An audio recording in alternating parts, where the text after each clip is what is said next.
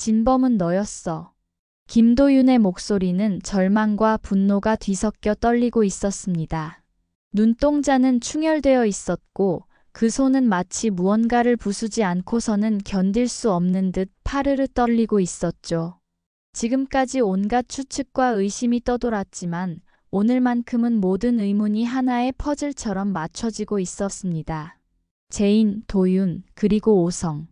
세 사람은 마침내 황기찬과 강세리가 저지른 뺑소니 사건의 진실을 눈앞에 놓게 되었습니다. 오늘은 마침내 밝혀진 진실, 그리고 그 진실이 불러온 피의 분노를 시작으로 여왕의 집 79화 시작합니다. 구독과 좋아요 잊지 마세요. 그날의 진실은 끔찍했습니다. 첫 번째로 김도희를 친 사람은 최자영이었지만 사고 후 살아남아 살려달라고 애원하던 도희에게 마지막 죽음을 안긴 건 다름 아닌 황기찬과 강세리였습니다. 피투성이가 된 도희는 간절히 손을 뻗으며 살려달라고 했지만 황기찬은 흔들렸습니다. 우리가 여기서 물러나면 다 끝장이야. 강세리는 그렇게 차갑게 말하며 망설이는 황기찬을 닥달했고 결국 그는 다시 핸들을 꺾어버렸습니다. 그리고 두 번째 충격이 도희의 몸을 덮쳤을 때 그녀의 마지막 희망은 완전히 끊어졌습니다. 그 끔찍한 진실을 듣는 순간 도윤의 눈빛은 흔들리다 못해 완전히 무너져 내렸습니다. 그의 가슴 속에서는 억눌렀던 울분이 폭발하듯 치밀어 올랐습니다. 내 여동생을 그렇게 죽여? 도윤은 말끝을 잇지 못한 채 주먹을 움켜쥐었고 그 손은 이내 벽을 향해 날아갔습니다. 주먹이 벽에 부딪히는 소리와 함께 붉은 피가 벽을 타고 흘러내렸습니다. 하지만 피보다 더 뜨겁게 흘러내린 건 도윤의 눈에서 쏟아진 분노의 눈물이었습니다. 그의 분노는 단순한 격분이 아니었습니다. 사랑하는 가족을 지켜주지 못했다는 자책, 그리고 그 죽음 뒤에 숨어 웃었던 자들을 향한 증오, 모든 감정이 뒤엉켜 그를 갉아먹고 있었습니다. 그는 고통을 주체하지 못해 머리를 감싸 쥐고 주저앉았지만 곧 다시 일어나 이를 악물었습니다. 죽어도 용서 못해 황기찬, 강세리, 너희는 내 손으로 반드시 끝장내겠다. 그의 목소리는 피 섞인 울음이었고 그 안에는 복수의 서슬퍼런 칼날이 서려 있었습니다. 제인은 그런 도윤을 지켜보며 가슴이 무겁게 내려앉았습니다. 그녀 역시 그날의 진실을 떠올리자 치를 떨었지만 지금 도윤이 무너지는 모습까지는 원하지 않았습니다. 그녀는 조심스레 그의 어깨를 붙잡으며 말했습니다. 도윤 씨, 우리가 무너져버리면 그 사람들이 원하는 대로 되는 거야. 우리를 짓밟고 웃는 그들을 위해서라도 절대 여기서 주저앉으면 안 돼. 제인의 눈빛은 흔들림 없었습니다. 그녀의 목소리는 차갑게 가라앉아 있었지만 그 안에는 불길처럼 타오르는 결의가 담겨 있었습니다. 오성 또한 말을 보탰습니다. 이제는 확실해졌다. 우리가 믿고 우리가 의심하지 않았던 사람들 그놈들이 진범이었다. 나도 더 이상 방관하지 않겠다. 도윤, 널 위해서라도, 도희를 위해서라도 반드시 갚아줄 거야. 그 역시 손을 움켜쥐며 분노를 감추지 못했습니다. 그 순간 세 사람의 눈빛이 교차했습니다. 각자 다른 상처를 안고 있었지만 그 상처가 만들어낸 감정은 같았습니다. 복수. 이제는 피할 수 없는 운명이었고 멈출 수 없는 불길이었습니다. 그날의 진실은 도윤의 분노를 터뜨린 것에서 끝나지 않았습니다. 오히려 그것은 시작이었습니다. 세 사람의 마음속에 각인된 복수의 불씨는 이제 거대한 화염으로 번져 황기찬과 강세리를 삼켜버릴 준비를 하고 있었습니다. 그리고 도윤은 벽에 묻은 자신의 피를 바라보며 굳게 다짐했습니다. 이 피는 경고다. 내가 반드시 너희의 피로 갚아줄 거라는 경고. 그의 눈빛은 더 이상 흔들리지 않았습니다. 분노로 피 흘리던 도윤의 손을 제인이 단단히 붙잡았습니다. 그녀의 눈빛은 흔들림 없는 강철 같았습니다. 도윤 씨, 이건 우리가 함께해야만 끝낼 수 있어. 혼자서 감당하기에는 너무 거대한 싸움이야. 그 말은 단순한 위로가 아니었습니다. 제인 역시 누구보다 깊은 상처를 지니고 있었고 황기찬과 강세리의 악행으로 삶이 뒤틀린 또 다른 피해자였습니다. 그녀는 그 누구보다 복수에 굶주려 있었기에 도윤의 절규는 그녀의 심장을 더 뜨겁게 달구는 불길 같았습니다. 오성 또한 자리에서 일어나 두 사람을 바라봤습니다. 우리 셋은 이제 선택의 여지가 없어. 서로가 서로를 지켜야만 살아남을 수 있어. 제인, 도윤, 우리 셋이 함께 움직인다면 그 자들을 반드시 무너뜨릴 수 있다. 그의 목소리에는 강한 결의가 서려 있었습니다. 오성은 그동안 강미란과의 관계 때문에 갈등과 혼란을 겪었지만 지금만큼은 과거의 연애사나 미련 따위가 중요하지 않았습니다. 그는 가족의 이름으로 그리고 스스로의 정의를 위해 이 싸움에 동참하기로 한 것이었습니다. 그러나 복수의 연대가 결심되는 그 순간에도 황씨 집안은 다른 갈등으로 무너져가고 있었습니다. 황기찬은 여전히 제인과 도윤이 가까이 있는 모습을 보고 의심과 질투로 가득 차 있었습니다. 그는 회사 로비에서 두 사람이 나란히 대화하는 모습을 보고 씁쓸하게 미소 지으며 속으로 씹듯 말했습니다. 회사에 일하러 온 게 아니고 연애하러 온 건가? 그의 말은 곧바로 현실이 되었습니다. 그날 오후 회의실 앞에서 그는 공개적으로 제인을 비난했습니다. 강제인, 이 회사는 내 연애 무대가 아니야. 똑바로 해. 그러나 제인은 전혀 흔들리지 않았습니다. 그녀는 차갑게 웃으며 기찬의 눈을 똑바로 바라봤습니다. 나 참으려고 노력 중이니까 건들지 마. 기찬 씨, 내가 진짜로 칼을 빼들기 시작하면 그땐 당신이 감당 못할걸. 그 말은 단순한 경고가 아니었습니다. 지금까지 쌓아온 모든 증거, 그리고 그의 곁에서 조금씩 무너져가는 신뢰를 언제든 무기로 꺼내 쓸 수 있다는 선언이었습니다. 황기찬의 눈빛은 잠시 흔들렸지만 그는 오히려 비웃음을 흘리며 자리를 떠났습니다. 하지만 그의 내면 깊은 곳에서는 알 수 없는 불안감이 꿈틀거리고 있었습니다. 이날 밤 도윤의 가족들은 모여 앉아 다시 한번 이야기를 나누었습니다. 도윤의 손에 붕대가 감겨 있었지만 그의 눈빛은 여전히 불타올랐습니다.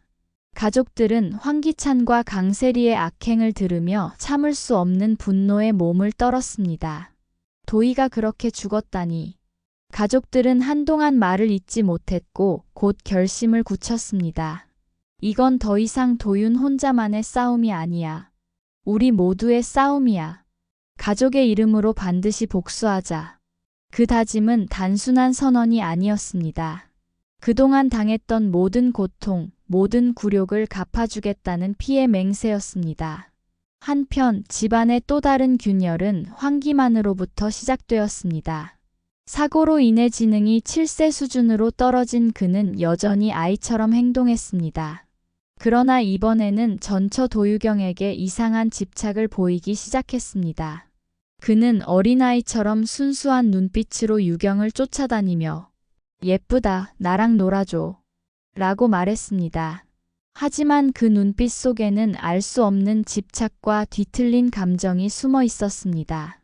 유경은 당황하며 그를 밀어내려 했지만 기만은 쉽게 물러나지 않았습니다. 기만 씨, 이러시면 안 돼요. 전 이미. 유경의 목소리는 떨렸고 눈빛에는 두려움이 번졌습니다. 지능이 떨어졌다고는 하지만 그녀는 기만의 접근에서 설명할 수 없는 불쾌감과 공포를 느꼈습니다. 가족들은 그 모습을 보고 충격에 빠졌습니다. 이제는 기만이까지. 황씨 집안의 균열은 걷잡을 수 없이 깊어지고 있었고 제인과 도윤의 복수는 점점 더 불길처럼 타오르며 집안을 집어삼킬 준비를 하고 있었습니다. 황기찬은 혼란스러웠습니다.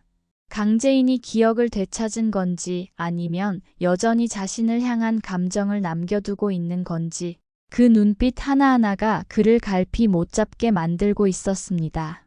그녀는 예전과는 분명 다른 사람이었습니다. 늘 뒤에서 조용히 참던 강제인이 이제는 눈을 똑바로 마주치고 말했습니다. 기찬 씨가 뭘 하든 난 다 지켜보고 있어요. 그 말이 귓가를 때린 날 기찬은 왠지 모를 두려움에 사로잡혔습니다. 그 두려움은 단지 말 때문만이 아니었습니다. 최근 YL그룹 내에서 이상한 소문이 돌고 있었고 그 중심에는 강재인이 있었습니다. 그녀가 비밀리에 임원들과 접촉하고 있다는 말, 회계팀과 재무팀에 무언가를 지시했다는 말까지. 황기찬은 직접 확인하려고 했지만 회사 내 사람들은 마치 입을 맞춘 듯 그에게 아무것도 알려주지 않았습니다. 모든 것이 불투명했고 그는 점점 더 불안에 휩싸였습니다. 그 무렵 김도윤은 더욱 노련하게 움직이고 있었습니다. 그는 재인과 짜고 사소한 트릭들을 던졌습니다. 회의 중 서로를 향한 은근한 미소, 퇴근길 회사 엘리베이터에서 함께 내리는 모습, 카페에서 대화를 나누는 장면을 일부러 보란 듯 연출했습니다. 그리고 그것들은 빠르게 황기찬의 눈과 귀에 들어갔습니다. 그는 분노했습니다. 저 자식이 감히. 기찬은 도윤이 단순히 재인을 좋아하는 수준이 아니라 그의 모든 것을 무너뜨리려 한다는 본능적인 불안을 느꼈습니다. 그리고 그 감정은 곧 과거의 죄책감과도 뒤엉켰습니다. 그는 자주 은호를 떠올렸고 그 아이가 살아있었다면 지금쯤 어떤 얼굴을 하고 있었을지 상상했습니다. 그리고 그 상상은 그의 심장을 옥죄었습니다. 은호의 얼굴 위로 강재인의 분노에 찬 눈빛이 겹쳐졌고 김도희가 숨이 끊기기 전 마지막으로 외쳤던 살려주세요가 뇌리를 맴돌았습니다. 기찬은 참을 수 없었습니다. 그는 밤늦게까지 사무실에 남아 혼자 술을 마셨고 술기운에 재인에게 전화를 걸었습니다. 너 지금 나한테 일부러 이러는 거지? 너 아직 날 사랑하는 거 맞잖아. 하지만 돌아온 목소리는 차가웠습니다. 기찬 씨, 그런 말 할 자격은 없죠.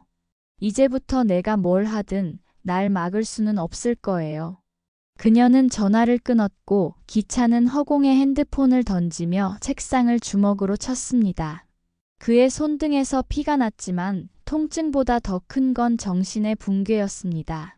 한편 김도윤은 황기만의 상태를 조사하던 중 중요한 사실을 알게 됩니다. 정신 퇴행 상태라지만 기만이 최근 도유경의 집 앞에서 맴돌고 있었다는 것.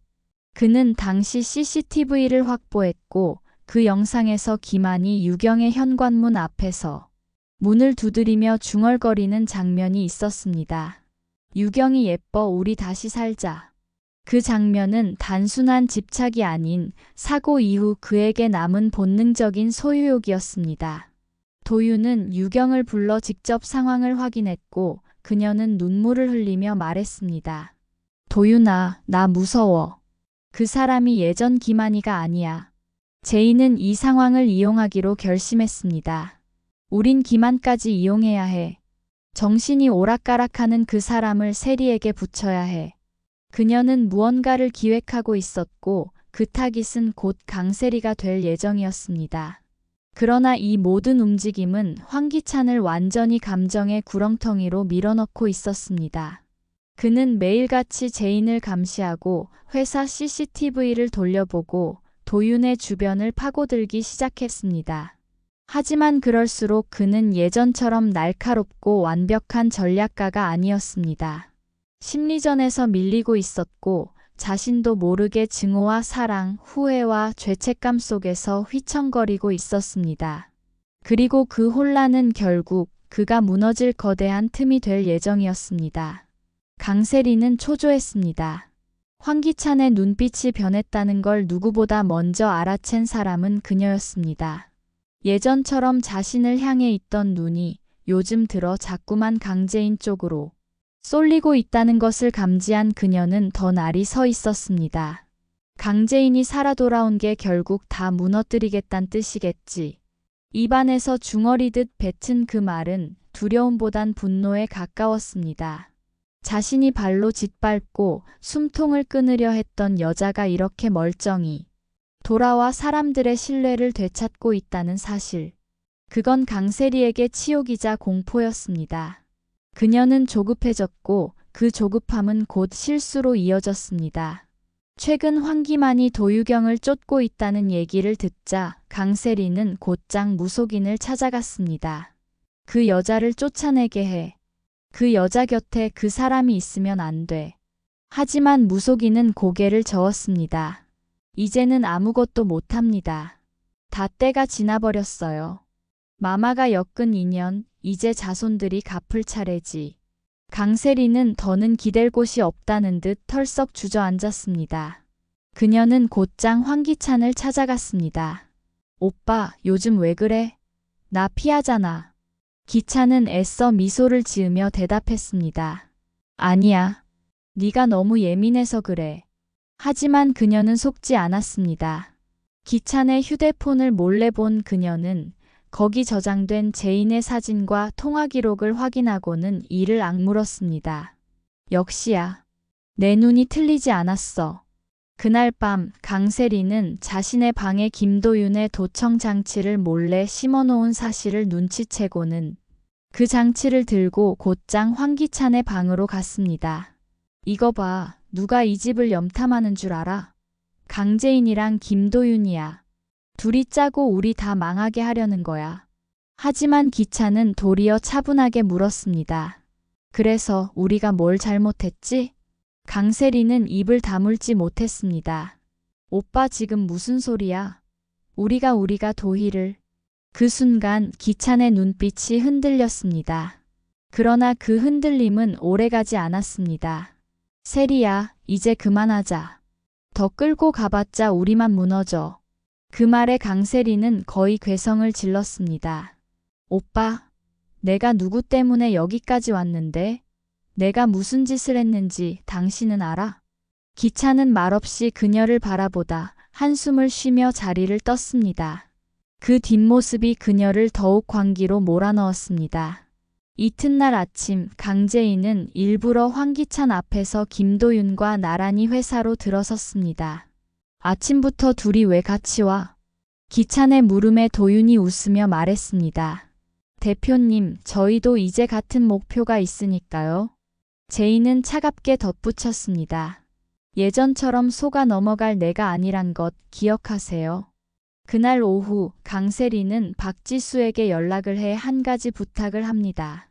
박 실장, 예전에 내가 시킨 일들 기록 남아있어? 무슨 말씀이신지. 그땐 없앤다고 했지만 분명 백업해뒀을 거야. 그 파일 다시 넘겨줘. 지수는 당황했지만 알겠다고 대답했고 이후 곧장 김도윤에게 전화를 걸었습니다. 선생님, 강세리 대표가 뭔가 또 일을 벌이려는 것 같아요. 김도윤은 침착하게 말했습니다. 그래요. 그게 우리가 기다리던 순간입니다. 밤이 되어 제인은 다시 노숙자를 찾아갑니다. 어머님, 저 기억이 났어요. 노숙자는 눈을 동그랗게 뜹니다. 그래서 왜 지금 말하는 거니? 제인은 짧게 그러나 단호하게 말합니다. 복수하려고요. 노숙자는 말을 잇지 못하고 입술을 떱니다. 그녀 역시 알고 있었습니다. 강세리와 황기찬이 김도희를 죽였다는 사실을 그저 모른 척했을 뿐이었습니다. 그날 밤 강세리는 술에 취한 채 기만의 병실을 찾습니다. 황기만 나만 믿어 내가 다 해결할게. 하지만 기만은 그녀를 뿌리칩니다. 넌 나한테 죽으라고 했잖아. 정신이 오락가락하는 기만의 입에서 그 말이 튀어나오자 세리는 얼굴이 일그러집니다. 너도 날 배신하려고 하지 마. 그리고 다음 날 강재인은 도윤과 함께 형사들과 만납니다. 이제 확실한 증거가 모였어요. 김도희 사건 다시 수사할 수 있게 도와주세요. 그녀의 손에는 강세리의 지문이 남은 차량 키 그리고 박지수가 넘긴 통화 기록이 있었습니다. 이제 덫은 완벽하게 완성된 것이었습니다. 강재인은 형사 앞에 앉아 차분하게 진술을 이어갔습니다. 김도희의 사고 당일 세리와 기찬이 도희를 뒤쫓았다는 정황, 그날 녹음된 박지수의 통화 기록, 그리고 강세리가 스스로 흘린 말들까지 모두 퍼즐처럼 맞춰진 순간이었습니다. 이건 단순한 사고가 아니에요. 계획적인 살인이에요. 2번이나 차로 사람을 들이받고 아무런 구조 조치도 없이 도망쳤다면 이건 명백한 범죄입니다. 형사는 깊은 한숨을 내쉬고는 조심스레 고개를 끄덕였습니다. 일단 내부 회의를 거쳐 재수사 여부를 결정하겠습니다. 형사를 나와 복도로 걸어 나오는 제인의 눈에 살짝 눈물이 고였습니다. 도윤은 그녀 옆에서 조용히 말했습니다. 여기까지 오느라 정말 수고했어요. 제인은 애써 웃으며 대답했지만 입가에 떨림이 맴돌았습니다. 이제 시작이에요. 도희 꼭 기억할 거예요. 우리가 그녀를 위해 무얼 했는지.